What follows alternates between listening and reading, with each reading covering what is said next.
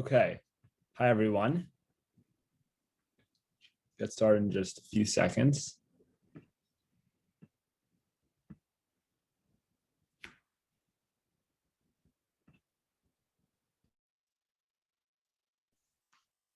Okay.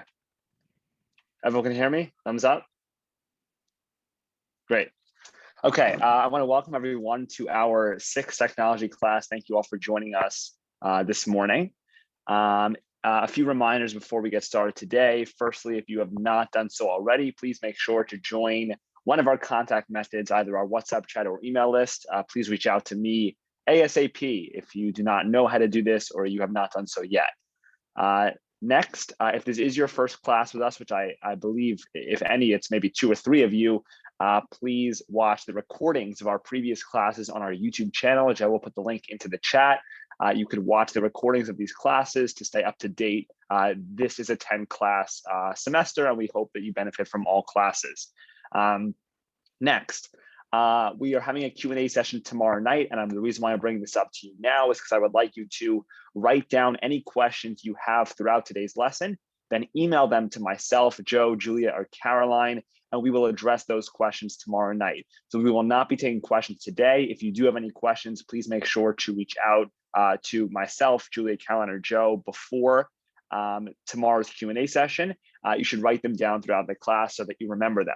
And finally, I'll also mention this at the end of the class today, but just in case people tend to leave towards the end, I want to make a brief announcement that next week we have a very special class, and the theme of the class is going to be impressing and using technology with grandchildren. So the goal of next lesson is, what we're going to ask you to do is, if possible, to bring or to send the Zoom information that we send to you every week to, we'll call it a special guest, but it could be a grandchild, it could be one of your children, maybe a friend that you know, someone who is very close to you. Next week, we ask that you send the Zoom information that we send to you every single week to a special guest, your grandchild, one of your children. We have a very, very special lesson planned. And it's going to be a very interactive experience between everyone. One of the goals behind all of our classes is taking you and being able to allow you to connect with your grandchildren. So we want to give you that opportunity next week. So once again, I'm going to make this announcement at the end of the class again, but I want to make sure you're aware of it now.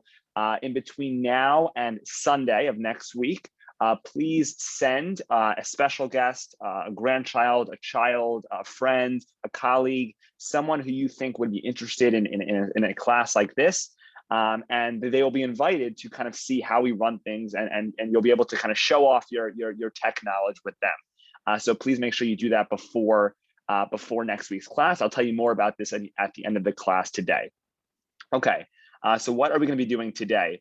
So today's lesson, the main topic that we're going to be doing together in the main room is how to manage a smartphone. Now, that's very, very broad in terms of what exactly we're going to be covering. You are going to see in a few minutes exactly what that means.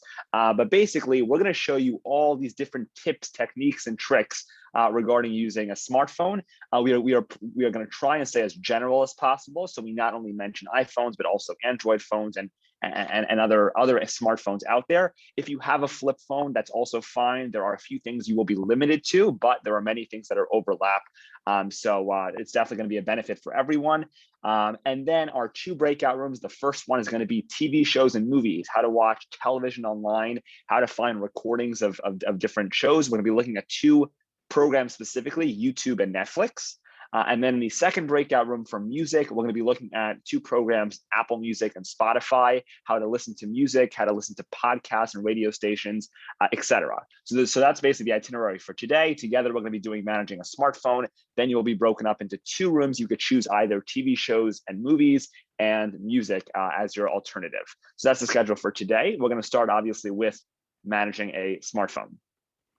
Okay, so before we actually get into that, I just want to give you a few general tips because a lot of the things that you see on the screen right now are relevant to all the managing a smartphone information we're about to tell you. So first of all, this might sound pretty obvious, but it is important to know. There are old phones and there are new phones. Some people have phones from 10 years ago, from 6 years ago, 5 years ago. Some phones have the phone that was created this year.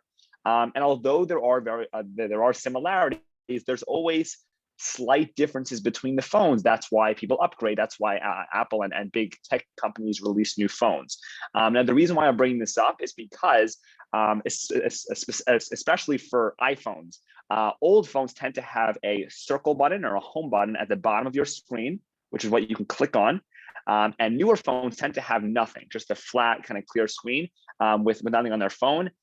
In a second, after we do this, I'll have Joe spotlight me so I could show you this. I could show you this clearer. But most of you, even if you have Androids, if you have an older phone, you would have a circle button at the bottom of the screen, a manual button that you can click on. If you have a newer phone, it's more a flat screen where the screen takes up the entire phone. So there are a few things that we're going to talk about today, and we'll mention older phones, newer phones. So the older phone category are for those of you who have that circle button at the bottom of the screen. It's a button you can click on. It's the home button, and you click on it every time you want to go back home. Or if you have a newer phone that has nothing at the bottom of your screen, you are in the newer phone category, and that's what we'll be referring to. Now, next is the control center. Now, the control center basically has its shortcuts to certain functions. So things like increasing volume, brightness, do not disturb, turning on Wi-Fi, Bluetooth, cellular service, kind of shortcuts of things you do every single day. And I'll mention now how you get to it, but for everything we're going to show today, almost all of it's found in the control center. If you have an older phone with a home button, the way you access the control center is by laying your finger on the bottom of the screen and swiping up. So taking your phone, this is for the older phones, taking your finger, laying at the bottom of the screen and swiping towards the center. And you should get a bunch of buttons that will come up. Yeah, Joe, you can spotlight my video so I can, there we go. Okay, so you can see how my phone, I'm hoping everyone's looking at me right now, is a newer phone because there is no home button, but the entire phone has a screen. There are no buttons. There's nothing I can click on. This is all a screen. If you did have an older phone, you would see right over here, a manual circle button that's called the home button. Now, to access the control center on an older phone, you're going to lay your finger at the bottom of the screen and swipe towards the center, about here, and you should get a bunch of buttons that will come up at the bottom of the screen. If you're on a newer phone, which is what I have right over here, you want to lay your finger at the top right, where you have the battery, the Wi-Fi symbol, and you want to swipe towards the center, and you'll see what will come up. So watch what I do, towards the center, and you'll see that all these different options will come up. Your screen might not look exactly like my screen, but it will have some of the similar buttons. So once again, older phones from the bottom to the center of the screen. A newer phone, lay your finger at the top right and swipe towards the center, and you'll get some of these buttons at least. And this is called the control center. And as we mentioned some of these, now you know what the control center is and how to get to it. Okay, let's go back to the presentation. There are a few points I want to mention before we get into the specifics. Okay. Now, the other thing, which is also very important, is all phones, no matter which phone you have, has settings. Sometimes it's called system preferences, but basically this is where the brain and all the the operations of your phone actually works. Even if you don't have a phone, on a computer, on a tablet, on an iPad, on a television, on any tech device, there's always a place called something called settings, system preferences. The icon usually looks like a gear. And when we show you a few things today, we're going to be using settings as kind of our main resource to adjust things with your phone, including changing the display and brightness, increasing text size, adding a new wallpaper, setting notifications for certain apps, meaning all this kind of detailed changing has to do with opening up settings and making those adjustments. And we're going to mention more of this later, but you should be aware that settings is an app that is found on everyone's phone. Even if you haven't used it before, it is there. And that's how you make adjustments to the interface of your phone, and that's how you really make it yours. And then lastly, I want to mention that phones, which this is also pretty obvious, are battery-powered devices. Your phone is not plugged in at all times, meaning a desktop computer or a printer that sits on a desk, it does not move, and it's always plugged into a wall. It's plugged into an outlet, and it's not portable. Your phone, clearly, you're looking at my phone right now. There's no wires plugged into it. And what happens is the it's a battery-powered device, meaning that when it gets to 10%, 5% or so, you plug it in using the outlet and you let it charge people tend to do this overnight and have it set for the next day. But you should definitely be aware that anything you do on your phone, especially when you do a lot of things on your phone, that will bring your battery down faster. And we're going to show you even more specifically how to quit your apps, because even if you don't think your apps are closed, there's actually a way to fully close them. But you should keep in mind anytime you're using your iPhone that this is a battery powered device. Which means that when you finish using a program of some sort, don't leave it open, don't keep your phone on, don't have notifications turned on that don't need to be turned on. Anything that is not relevant to you or is not important for you to have turned on, it should be turned off so that you could save your phone's battery, so that you could do more of it. Usually phones tend to last most of the day, but some people, use it much more often or much less, and it might go a bit longer. So these are a few of the four points that we're going to be referencing throughout today's lesson. Joe, if you can go to the next slide. Here's a list of the topics, which it definitely looks like a lot. Hopefully we can get to most of it. I'll read through the list over here. Airplane mode, Wi-Fi, Bluetooth, flashlight, do not disturb, notifications, display and brightness, wallpaper, find my, screenshots, and quitting apps. I'm not sure we're going to get to all of this today, but a few of these are really, really quick things to mention. These are things found in settings and the control center that are very, very helpful to help you manage a smartphone.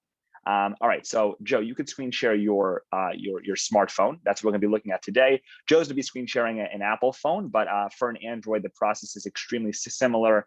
Like I said, both programs have the settings or system preferences app that we're going to be looking at. Okay, so as soon as Joe gets his phone up on the screen, we're going to start with airplane mode, which, just like it sounds, is what you turn on when you go in an airplane. Caroline, go ahead. Okay, hi guys. So there are two ways to access airplane mode, and you want to turn on airplane mode when you're traveling on an airplane or sometimes just to save battery. And what airplane mode does is it'll turn off your cellular data, so you won't be able to contact people unless you're connected to Wi-Fi. So you won't be able to make texts or calls or anything unless you have Wi-Fi with you. So how to access airplane mode, either you could do it through settings. So if Joe clicks on settings, it's right at the top and it has a little airplane and it says airplane mode, and all you want to do is click that switch button on. And if Joe does that, I don't know if it'll stop his screen share if he does that, but if he presses on that button, it should put him on airplane mode and he will be good for an airplane ride. Then the second way to access airplane mode is by swiping down on your phone. So if Joe swipes from the right corner of his phone and down, it'll bring him to this little panel of different functions. And airplane mode is right at the top in the left corner. And if you click that button, it'll put your airplane mode on. And this is called Control Center, and it has many other functions. Okay. Great. So airplane mode clearly is what you turn on when you go on an airplane. You'll often hear the pilot or one of the airplane people mention that you should turn your device on airplane mode. What this means when your phone is on airplane mode is that you can't do typical things. You can't make phone calls. You can't send emails. Your phone's basically out of service. Some newer airplanes tend to have Wi-Fi, so you could simultaneously use Wi-Fi and airplane mode at the same time. But anytime you go up in an airplane, you should definitely make sure to have your phone turned on. You can access it either in settings by opening up settings, turning on airplane mode, or by going to the control center and clicking on the little airplane icon found at the top right. Okay. Julia, tell us about Wi-Fi. Okay, so Wi-Fi can be accessed the same way that you access airplane mode, either in settings or in the control center. And Wi-Fi is something that you want to connect to when you're home or when you're at maybe somebody else's house that you trust. A lot of times public places will have Wi-Fi networks, but they might not be so secure. So you don't want to connect to those Wi-Fi networks and then maybe shop or something and use your credit card, because that might not be the most safe option. And a lot of times people will join Wi-Fi because it has better connection than just using cellular data. So if we want to join a Wi-Fi network, we're going to click on the settings app that we used for airplane mode. And you can see that right under the airplane mode button is Wi-Fi. And if you click on that, you'll be given a list of all the different Wi-Fis that are near you. And you can see that right now, Joe is connected to a Wi-Fi network. So it has a little check. And in the top right corner, all the way in the top of his screen, there's a little Wi-Fi icon, which shows that he's connected to Wi-Fi. If you're not connected to Wi-Fi, then you would not have that icon. So in order to connect to a Wi-Fi network, you're just going to click on that on the network that you want to join and type in the password. Most Wi-Fis will have a password unless you're in like a public place. And then you would join that Wi-Fi. The second way to manage your Wi-Fi is also in that control center. So if Joe slides down from the top right corner of his screen, right next to the airplane button, right below it is the Wi-Fi button. And if you click on that, it will turn off Wi-Fi. So it will become gray. And then when you click on it again, it becomes blue, which means that Wi-Fi is turned back on. Great. Okay, so just like Julia said, usually you want to keep Wi-Fi on. Most people do have Wi-Fi in their homes that are pretty secure, have a password, etc.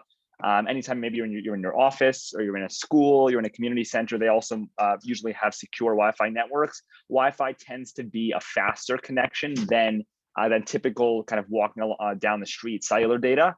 And anytime you can, you definitely should connect. It will make your phone go faster. You could watch videos without it breaking up too much. Like sometimes in Zoom, you might hear a little bit of a breakup. That could be your internet connection or your Wi-Fi connection isn't as secure as it should be.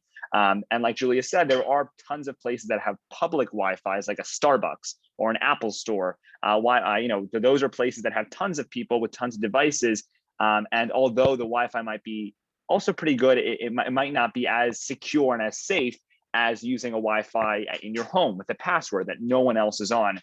So more specifically, something I always like to mention is shopping, which is where you put in your credit card and your home address and information like that. That you should definitely always try and do when you're in your home secure Wi-Fi, as opposed to doing it in Google or you're in some sort of public arena where you know that there are other people that could easily connect to the same Wi-Fi network. Just to be extra cautious, anytime you can, you should do that sort of private information when you are in your home connected to a secure network. And you could access Wi-Fi in settings or in the control center, just like airplane mode. Okay, now the next thing we're going to mention is Bluetooth. Joe, you could open up settings. Actually, before you do that, let me just show what settings looks like. I don't think we've circled that yet. On the home screen, settings might be in a different place, but settings right there looks like a little gear.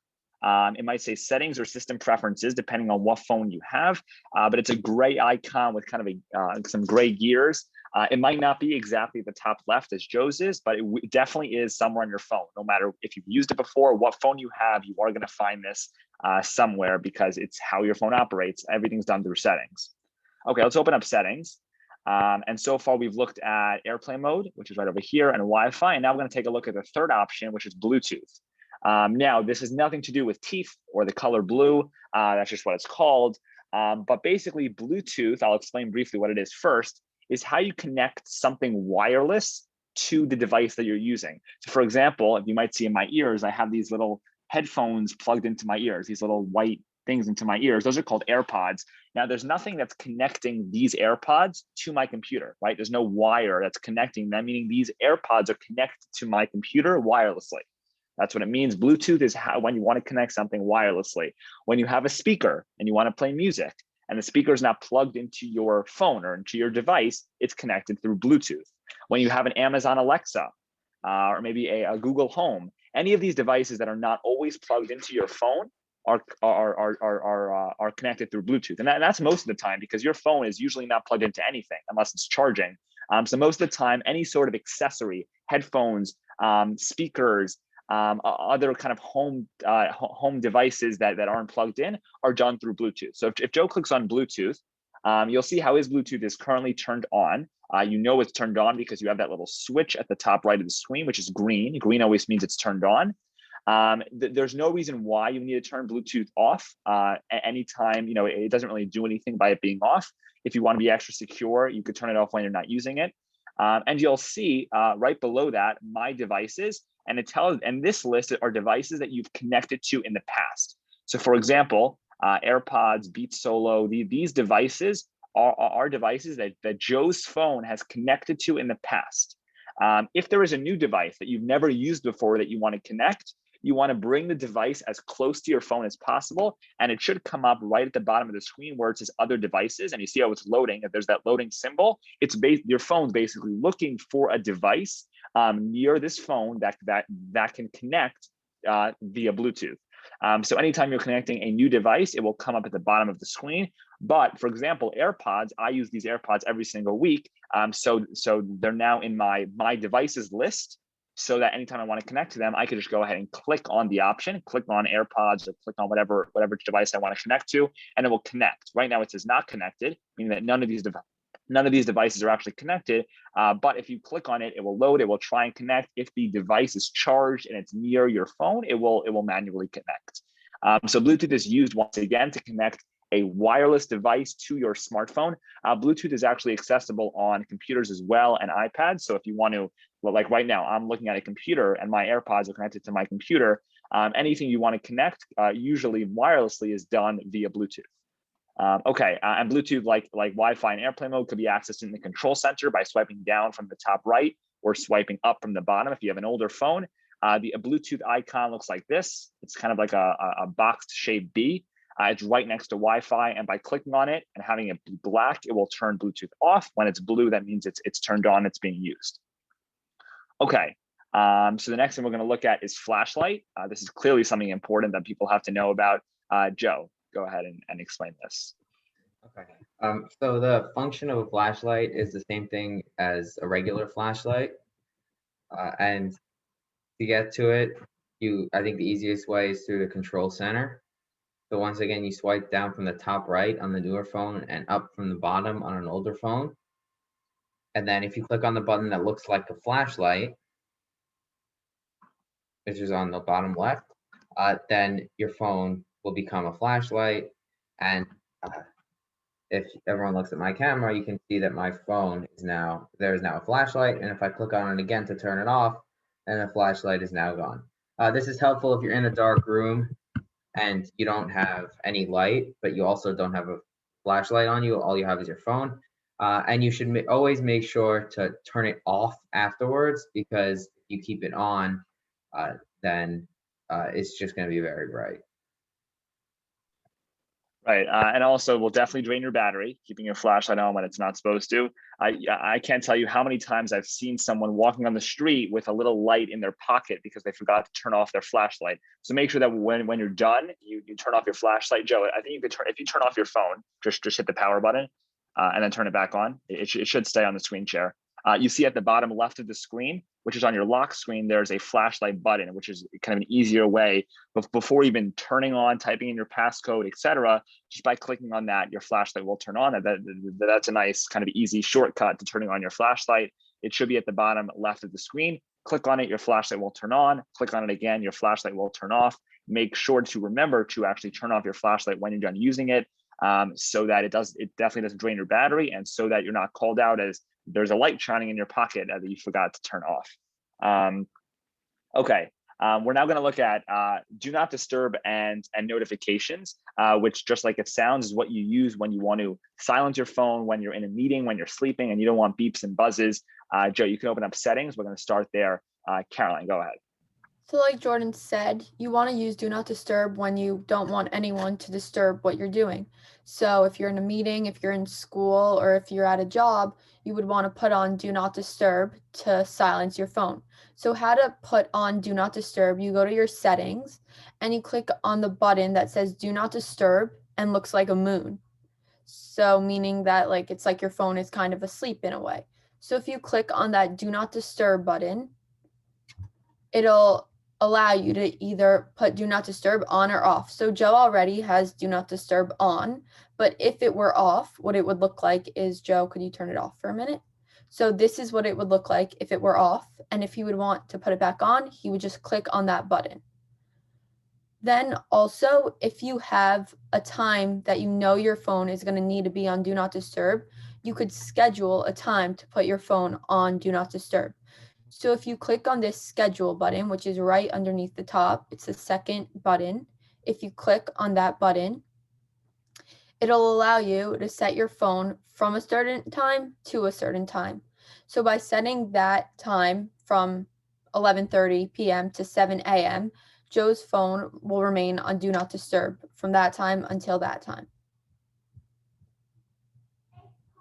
And then the second way to access Do Not Disturb is through the control center, like we showed you before. So if you swipe down on the right, from the right like part of your screen, or from the bottom on older phones, you'll see a little moon, and that button means Do Not Disturb.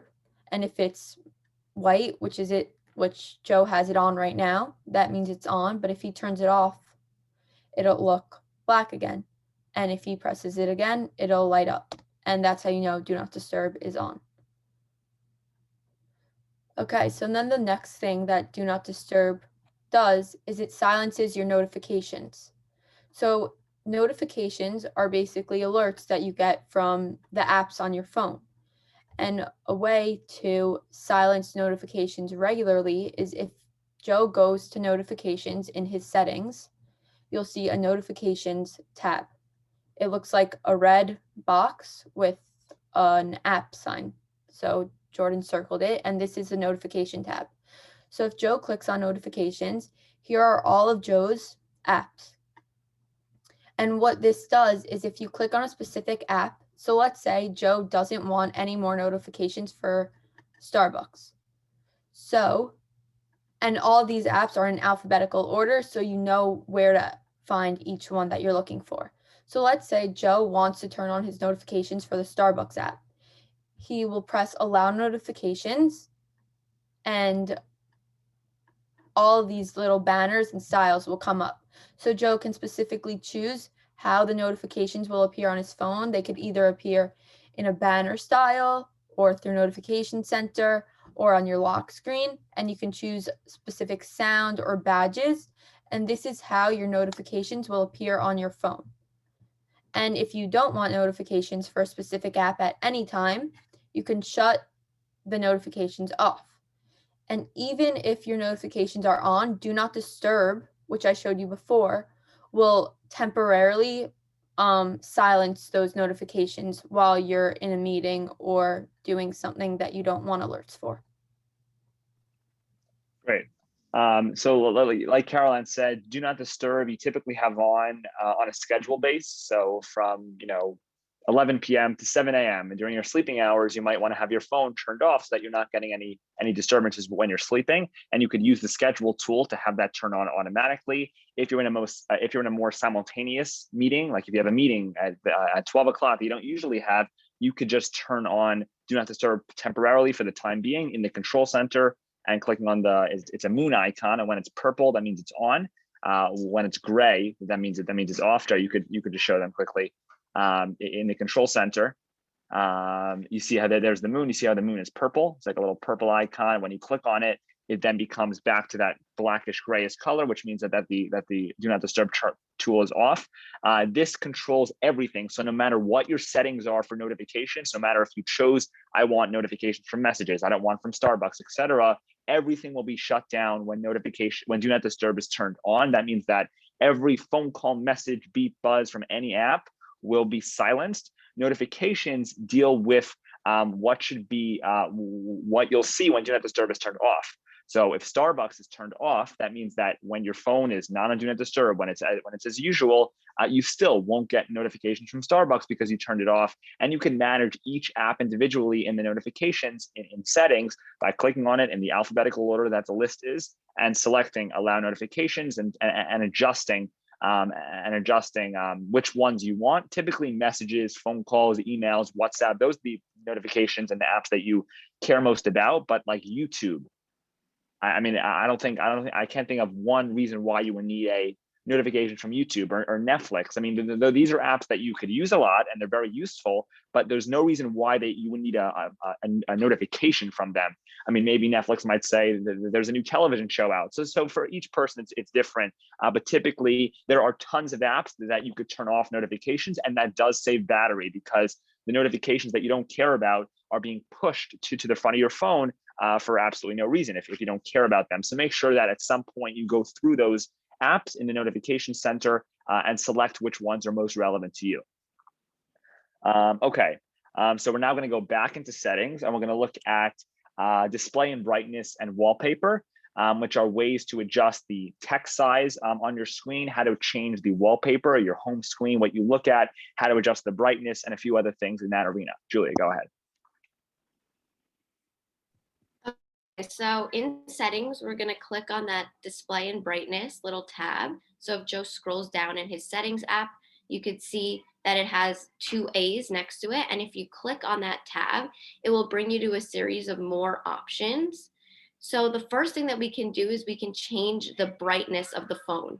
So when your phone is on completely bright, all the way on the right side of your screen, that's going to take up the most battery, and it's going to make your phone very bright and maybe easier to read some of the text. And when you slide that thing all the way to the left, it's going to dim your phone, so it's going to be much darker, and that will actually save you battery because your phone is not using as much power. Another thing that you can do under display and brightness is you can change the different appearances of your phone. So you could see that right now Joe's phone is in dark mode. That's the one that's selected. But if he clicked on the option to the left of that, you could see that's light mode, and that would change the entire appearance of his phone. Now his phone is in white and the text is in black. So that just changes as a personal preference, whether you'd rather your phone in black with white text or your phone white with black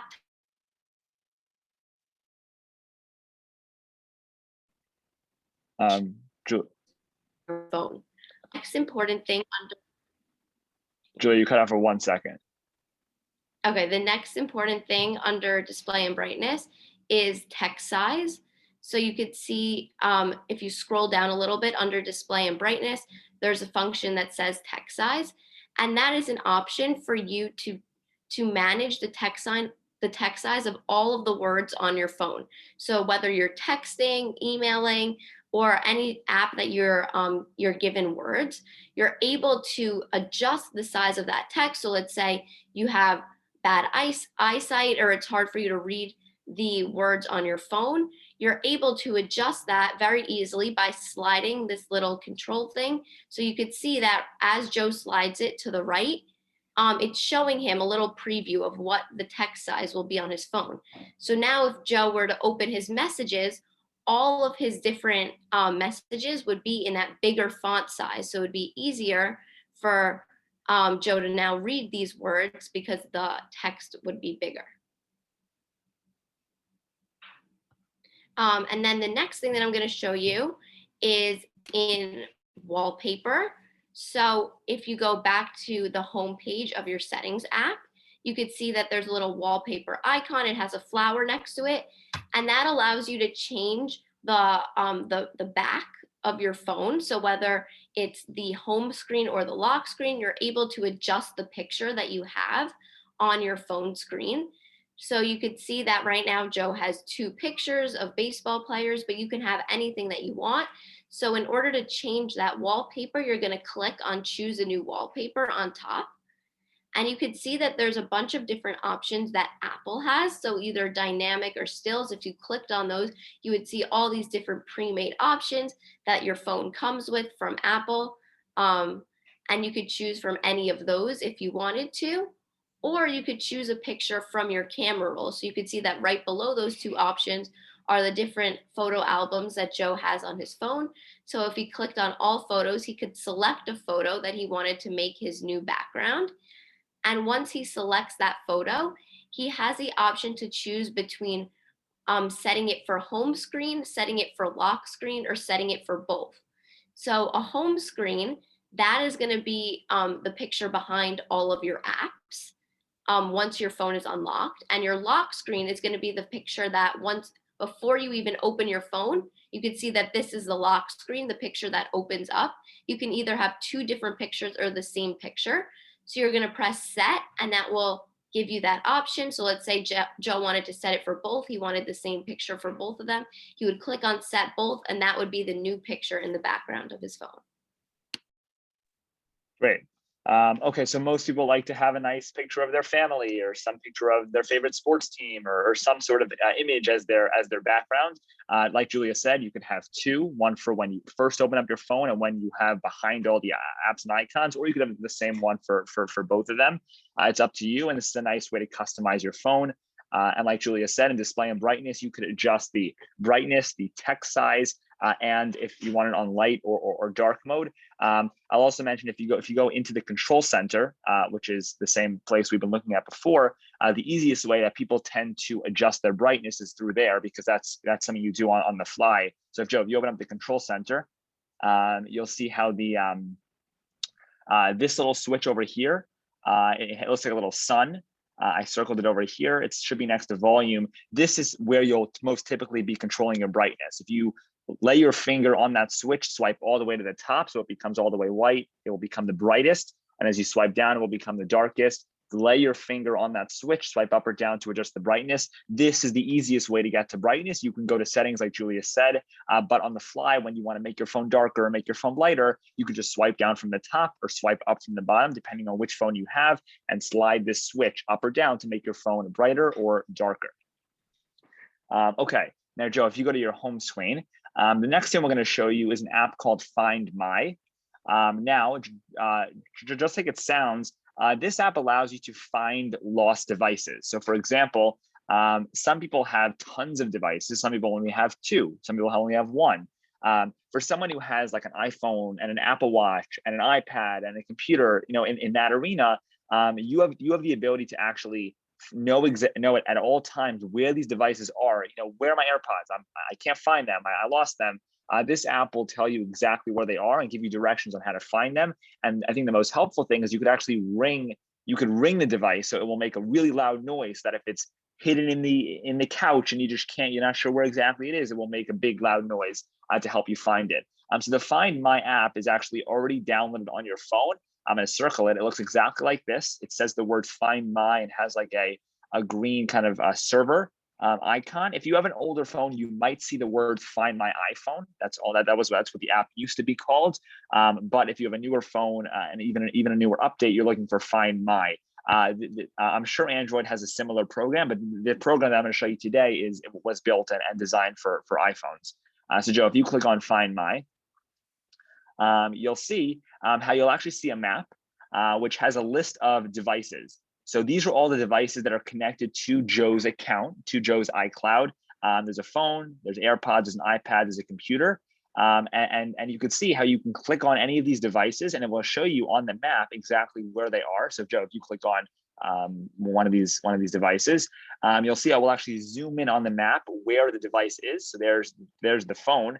The phone clearly has to have power on for it to be seen. If this is your first time using this app, it might ask you to sign in. This is the information you should sign in with is your iCloud, the information that you've used to download any third-party app that you use when you download something on your phone. That's your email and password for your iCloud service. You'll see how when you click on the phone or any device, the first switch you'll see is play sound. And if Joe clicks on play sound, whatever this device is will start beeping really loudly. So that if it's hidden somewhere, you'll be able to find it. Next, we see directions. If you clicked on that, Joe's phone happens to be with him, so it's not too much of a problem. But if it wasn't, you can click on directions and it will actually it will start directing Joe, make a right, make a left, go forward. It will take Joe to his phone. If you scroll down even more, you'll actually see that there's notifications and it says notify when found. Meaning that you could turn this on when your phone is lost, meaning if you left it in a car and you're 100% sure that your phone is not anywhere in your home or anywhere where you could find it, you could turn that on so that when your phone is found by someone, it will send you a notification. Also, when something is lost, you should activate the mark as lost, which means that whoever finds it won't be able to access your personal confidential information. All it will say is this is Jordan's phone, please call so and so in order to find it. But the person, even if they know the password, won't be able to get in and find your information. So you could do that by activating mark as lost. You should only do this when you know 100% sure that this phone is in fact lost. And then finally is erase this device, not something you'll usually be using, but if you're throwing a phone out or if you're done with it, it might make sense to erase it before kind of giving it back or putting it in the garbage, just in case it's found by someone. So this app, just like it sounds, is used to help you find devices that you've lost. Sometimes it could be lost, meaning it's somewhere in your home that you can't find, or it could be somewhere that you've left it in a car service, or you've left it at, maybe you're coming from a church or a synagogue and you left it there and you want to make sure you can open this app. Assuming the device has battery power, it will show you exactly where it is. It will give you directions, and you could even play a sound so that you could find it easily when you're looking for it.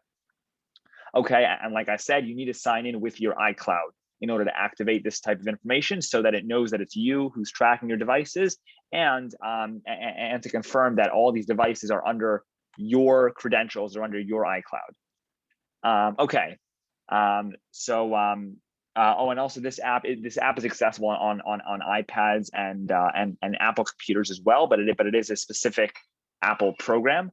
I'm sure there are third-party apps that you can download from the App Store if you have an Android or you have some other phone, by going to the App Store or the Google Play Store and just typing in kind of Find My or lost items, things like that. And I'm sure there are many alternatives. This seems to be the most user-friendly, simple app because it's made by Apple for Apple phones. Okay, let's go to the home screen. And we're now going to show, Joe, you could show how to quit apps. Now, like I said at the beginning, your phone's a battery-powered device. So you definitely want to conserve your battery whenever possible. What Joe's going to show you now is how to take an app that you might have been using, could be a week ago, it could be an hour ago, and really close it out so it's not open. People tend to think, Joe, you could open up Messages. I have this app open. I'm done using it, and then click on the home button or swipe up from the bottom of the screen. You'll be back home, so you're under the assumption that the app is gone. You're not using it anymore, but actually behind the scenes, the app is still running. So Joe's not going to show you how to quit your apps. The process is slightly different on older phones and newer phones. Okay, so on newer phones, you're going to hold your finger on the bottom of the screen, the very bottom of the screen, and then you're going to bring your finger to the middle, and then let go. Okay, and then you should see a bunch of apps here. To get to this page on an older phone, you're going to double click on that home button on the bottom of the screen, and you'll be brought to the same page. Okay, so to quit an app, all you have to do is swipe up on the app. So let's say I want to quit Messages. I just swipe up and it's gone. If everyone actually looks at my phone in my video, if I just swipe up, on. I only had 3 apps open, and those were the apps that I used today since 11:30. But that's because I generally quit all my apps when I'm done with them, just to save battery. But once again, let's say I open an app. Okay, to quit an app, once again, you hold down on the bottom. Bring your finger to the middle, let go, and then you swipe up, and you can quit the apps. Great, and on the older phones, you are clicking twice on the circle button at the bottom of the screen, and just like Joe said, swipe up on each individual app until they're all gone. I, just like Joe, have gotten into the habit of doing this every time I'm finished using an app. I lay my finger on the bottom, swipe towards the center, and then I swipe up on each individual app until they're all gone. Some people do this every day. Some people do this once a month. The only thing I'll say is if you are having an issue with your battery, if your battery is running out very fast, or if your battery is just, you charged it all night and an hour later it's 20%, this could be a potential reason. This is the first thing I say when someone tells me my battery is not working. Make sure that when you finish using an app, that you not only click on the home button or swipe up like you normally would, but you click twice on the home button on an older phone, or you swipe up from the bottom and stop halfway through on a newer phone and swipe up, quit each individual app until you're back on the home screen, meaning that all the apps are actually gone. All right, now the last thing we're going to discuss, which Joe's going to show, is taking a screenshot. And this, just like it sounds, is when you want to take a picture of content on your phone. So for example, if you received a message or you received a picture and you want to send it to someone, you could take a screenshot of the content on your phone and send it to people. The process, like quitting apps, is slightly different on iPhones and Android phones and older and newer phones. Okay, so on an old phone, to take a screenshot, you're going to click on the power button, which is on the right of the screen, or which is on the right of the phone, and the home button, which is on the bottom of the phone. And you're going to click on those at the same exact time, and your phone will take a screenshot. On a newer phone, there's no home button, so you're going to click on the power button on the right of the screen, which is the same. You're also going to click on the volume up button on the left of the screen, and that will take the screenshot for you. On an Android, it's different. Jordan, if you can explain this. Yeah, so I mean, the process is pretty similar. On newer phones that don't have that home button, which is the one on the left, you're clicking on the volume button and the power button on the sides of the phone, and on a phone with a home button, that circle button at the bottom of the screen, you can click on the power button and the phone. This is a picture just because it's slightly different. When you do take a screenshot, the screenshot will be placed in your camera roll. So if you open up your photos, the most recent picture will in fact be the screenshot that you just took. Then you could send it to a friend, or you could send it in an email, or you can put it wherever you want as you would normally send a picture. When you take a screenshot, once again, it will go to the most recent picture, the most recent file in your photo album in your phone. So these are very, very helpful when you want to take a picture of a content or a web page or a photo or a website, and you want to send it to a friend, or when you want to upload it somewhere. Okay, let's go to the next slide. So we just covered, I know it was a lot of material. There was a lot of really quick tips on the phones and smartphones regarding how to manage it. I'm hoping there are tons of questions, and if there are, you should write them down and email them to us before tomorrow's Q&A session, and we will be more than happy to address them tomorrow night from 7 to 7:30. For the last 15 minutes or so of class, you will have the option to choose between 2 breakout rooms. One is TV shows and movies, and one is music. Joe will be coming into music, so music will be the recorded breakout room. You can go to either room that you would like, but you're more than welcome to choose either of them. Joe, you can open up the rooms. Option 1 will be YouTube and Netflix, and option 2 will be Apple Music and Spotify. Hopefully we will get to both of them, but maybe only one. You can now join the room of your choice, and we will see you there shortly. Should be what you're looking for. There's Spotify right over there. And you want to click on Get, download it, and download it to your phone, a process that we've done multiple times. Spotify on my phone is right over there at the bottom left of the screen. It's like a black icon with a green circle and some black curved lines. That's what the Spotify app looks like. When you open it, it's loading. There it is. You'll be taken to the Spotify page. If this is your first time using Spotify, it might ask you to sign in. It might ask you if you want to pay for the premium service. It might ask you for some interests you have in genres. Just a few questions to get to know you and make sure that the app will show you music that you're interested in listening to. You could totally bypass those questions and keep clicking on skip, or you could answer those questions truthfully. Typically, answering them as truthfully as possible will actually give you the best user experience, because then it knows what you enjoy listening to and why you downloaded the app. I've used this app before, so you could see how I'm now in the app already. When you go through those questions, you'll be taken here. Now the home page, which you'll find at the bottom left, it's usually what you first see when you first open the app over here.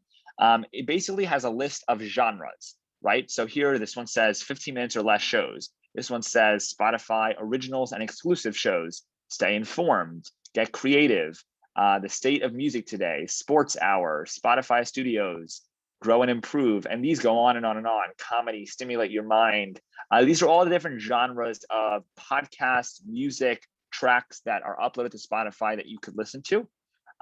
Occasionally you'll get a pop-up saying that this is only for premium users. Usually that won't happen for most of the popular ones, but sometimes you'll get that notification. And if you're really, really interested in watching it, then the premium might actually be beneficial for you. But if I click on, I don't know, this over here, you'll see how, not sure if you can hear it, But I'm now listening to this podcast, so called Best Kept Secrets with Layli Pons. This is a podcast on Spotify. I'm not exactly sure what it is, but I found it. I clicked on it. You'll see how it will give you a brief description of what the podcast is, or what exactly the music is about. You could scroll down and you'll see if there are more episodes, right? So here are all episodes, meaning that this is a podcast series, meaning that there's more than just one episode you can listen to. It tells you how long the podcasts are, and clearly is the play button on the right, which by clicking on it, it will give you the ability to actually play the audio. Now I can go back and you'll see how I can look. I could browse more. It will show you at the bottom of your screen which one you most recently listened to. So you can see how there's the podcast I just had open, and you could play it. Click on the little triangle, which is the play button, while still browsing through other tracks on Spotify.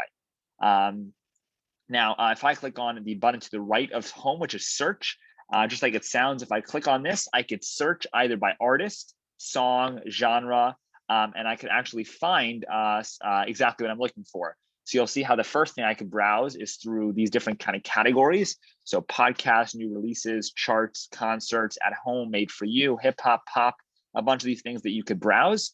Or if you have a really specific podcast or song in mind, just type into the search bar at the top of the screen what you're looking for. So I could type in, let's say I want a podcast about politics, right? I could type in politics podcast. And you'll see how it's giving me some search results, the NPR politics podcast, 538 politics. So let's say I click on NPR. It will open up just like we did with the previous one. It will open up the page where you could play the most recent podcast. You could look at the previous episodes and play those. And you could also read a description at the top of the screen where you'll see what exactly the podcast is about.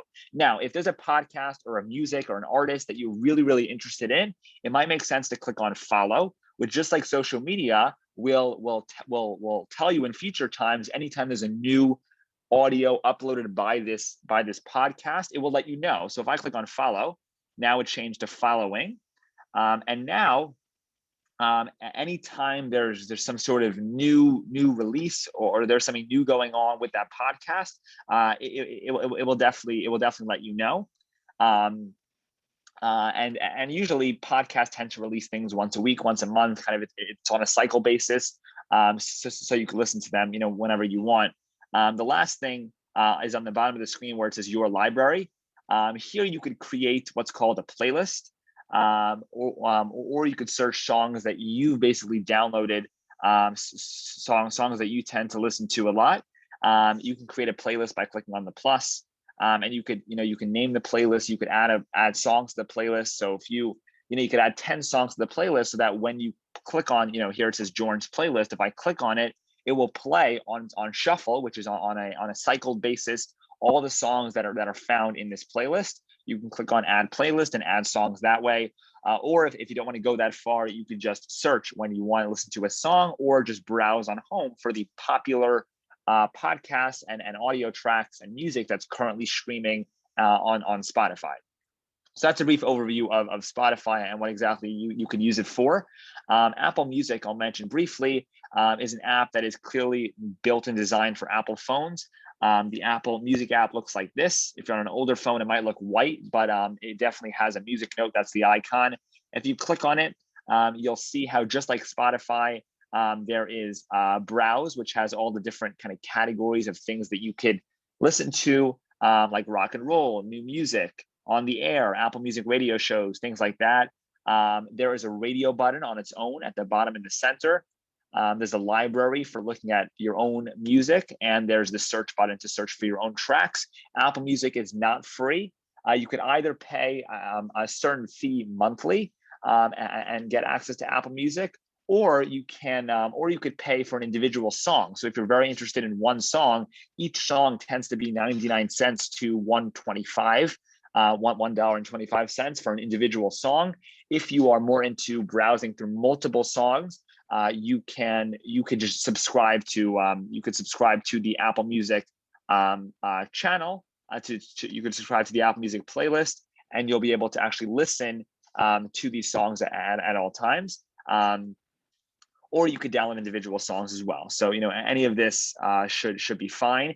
If you're looking for a free service, you want to rely on Spotify as your starting point, but you could browse through Apple Music as well if you're looking for a more premium service. And you can also look at Spotify Premium, which also offers a more premium service, giving you access to not only more songs, but also the ability to share music with friends, the ability to kind of keep more playlists and download more music.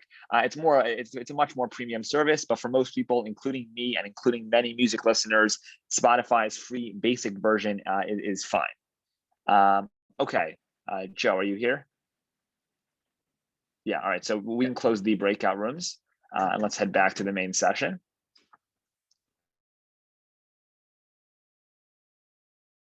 I believe most people have returned back to the main session. I hope everyone was able to get through enough. Julie and Caroline, were you guys able to do both Netflix and YouTube or just one of them? We got to both, but we were a little in the middle of Netflix, sort of. We were Okay. on that. Great. I know that it's hard to fit in so much material into 1 hour's class. I'm hoping you were able to get something out of that. I know that my group was able to get through both Spotify and Apple Music, at least for a brief overview. Okay, so before we wrap up for today, let me give you a few announcements, things that you should be aware of for upcoming classes. Joe, let's go to the next slide. So firstly, a few things you could do this week to review the topics we spoke about today. We'll be sending this to your WhatsApp and to your email later today. So you have it, you don't have to write it down or take a picture. First of all, change your phone's wallpaper, quit all apps occasionally, turn on and off notifications for one of your applications, and take a screenshot on your smartphone. Those are a few of the things we spoke about at the beginning of the class regarding the 11 or so tips for your smartphones. Try those out, see if you can do them. If you can't, come to tomorrow's Q&A session. We'll be happy to answer questions. If you were in the TV shows and movies breakout room, go ahead, try and watch a video on Netflix or YouTube. If you were in my room in music, try to listen to a song or a podcast on Apple Music or Spotify. Give all of this a try. It's definitely use the time. If you're able to do it, that means you really benefited from today's lesson. We will also be sending out a recording of today's lesson at the end of the class so that you can rewatch it if you want to kind of make sure you understood all the different topics that were covered, because we definitely covered a lot today. Okay, next slide. I say this every week. If you know anyone who you think can benefit from these free classes, please feel free to share with them the Zoom information. This is actually a requirement this week, as I'm going to explain in a second. But you could do this. Please send us information, the meeting ID link. You have it to anyone who you think can benefit from these free classes. We can have anyone participate on Zoom. Let's go to the next slide. Also, our virtual portal is continuing to impress and to educate seniors. Please feel free to check it out. Joe, you can put the link into the chat. You could take either our computer basics class or our advanced computers class for a very cheap price of $5 a class or $7.50 a class. If you feel that this class is going too slow for you or too fast for you, these classes are definitely the fit for you, because computer basics is from the beginning goes extremely, extremely slow, and advanced computers goes a little faster and covers much more material. These are recorded classes, meaning you could do them at any time. So please feel free to check those out. Email me if you have any questions about this. Okay, next slide. Like I said, this class was recorded. We will be sending out later today a link to the recording of the class where you can watch it, rewatch pieces of it if you have any kind of further questions. There will be a Q&A session tomorrow night at 7 p.m. Eastern Standard Time. We'll go on for half an hour. If you do have any questions, please make sure you email either myself, Julia, Caroline, or Joe between now and tomorrow night. This way, we know you have a question. We know exactly what your question is. We can prepare for it so that tomorrow night we can address those questions. Only if we have time will we take further questions in the Zoom chat or if people have other questions. But the priority goes to people who email them to us between today and tomorrow. Feel free to email us any questions you may have. Next, our next class will be 1 week from today at 11:30 a.m. Eastern Standard Time on Sunday, March 21st. This is important. I said this is at the beginning of class today. Our next class, I'm not telling you exactly what we're covering yet because it is a surprise, but please invite a special guest, whether it's a grandchild, a child, a pet, a sibling, a colleague, a special friend to next week's class, you could very easily just send them the Zoom information. If you do not know how to do that, it should just be copy and paste. If you don't know how to do that, you could email me the contact information of the friend that you're going to invite or of the colleague, and I'll send them the Zoom information. I could do that for you if you would like. But we have a really great lesson plan. Like I said, one of the main goals for our class is to educate you on how to connect with the younger generation, how to connect with your grandchildren. And that's one of the main goals of next week's class. So between now and next week, please send the Zoom information, which is just a link and the meeting ID, to one of your grandchildren or one of your children, no matter what age, a sibling, a special guest, a pet, a colleague, whatever it is. We're more than happy to have them. It's going to be a very, very special class. That will be next week at 11:30 a.m. Eastern Standard Time. Please come on time to that class because we do have a lot to get through. You're more than welcome to join the Zoom a few minutes early so we can get started on time. Okay, finally, if you do have any if you would like to see more updates about the class, you can check out our social media networks. Joe, next slide, on Instagram and Facebook at Mittler Senior Tech, or our website at mittlerseniortech.com. Those you could definitely check out. We'll be sending you a message in an hour or so with more updates, including the Zoom link that you could send to your colleagues, the recording and other information that you should be aware of. Joe, you can go to the next slide. I will see everyone next week at 11:30 a.m. with your special guest. Have a great week. We'll see you tomorrow or Sunday. And I hope everyone has a great week. See you all again soon. Bye-bye.